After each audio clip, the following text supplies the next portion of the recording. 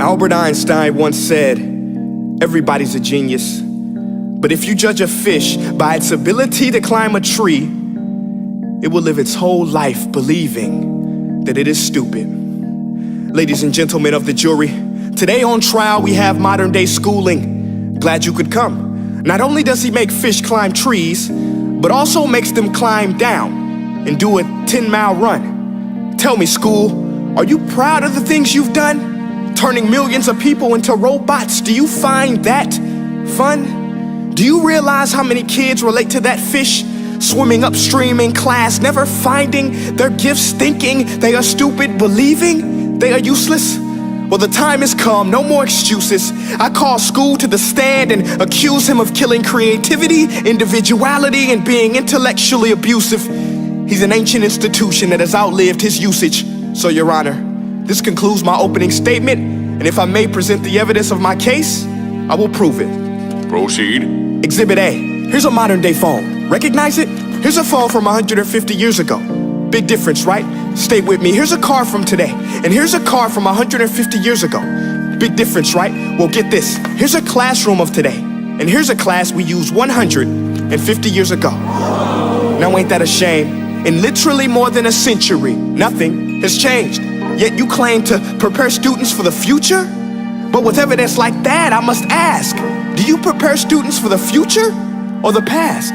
I did a background check on you and let the record show that you were made to train people to work in factories, which explains why you put students in straight rows, nice and neat, tell them sit still, raise your hand if you want to speak, give them a short break to eat, and for 8 hours a day, tell them what to think. Oh, and make them compete to get an A letter which determines product quality, hence grade A of meat. I get it.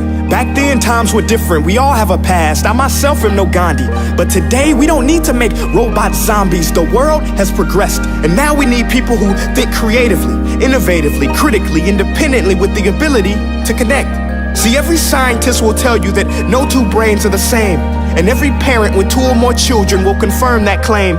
So please explain why you treat students like cookie cutter frames or snapback hats, giving them this one-size-fits-all crap. Watch your language. Sorry, Your Honor, but if a doctor prescribed the exact same medicine to all of his patients, the results will be tragic. So many people would get sick, yet when it comes to school, this is exactly what happens, this educational malpractice, where one teacher stands in front of 20 kids, each one having different strengths, different needs, different gifts, different dreams, and you teach the same thing the same way? That's horrific. Ladies and gentlemen, the defendant should not be acquitted. This may be one of the worst criminal offenses ever to be committed. And let's mention the way you treat your employees. Objection. Overruled. I want to hear this. It's a shame. I mean, teachers have the most important job on the planet, yet they're underpaid? No wonder so many students are short-changed.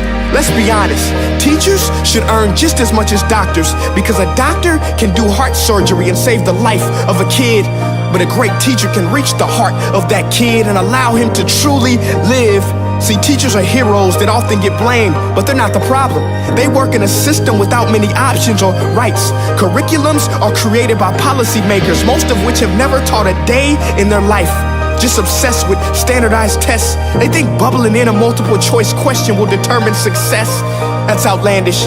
In fact, these tests are too cruel to be used and should be abandoned, but don't take my word for it.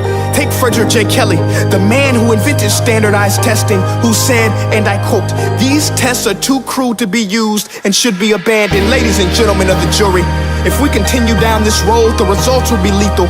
I don't have much faith in school, but I do have faith in people. And if we can customize healthcare, cars, and Facebook pages, then it is our duty to do the same for education, to upgrade it, change it, do away with school spirit, because that's useless.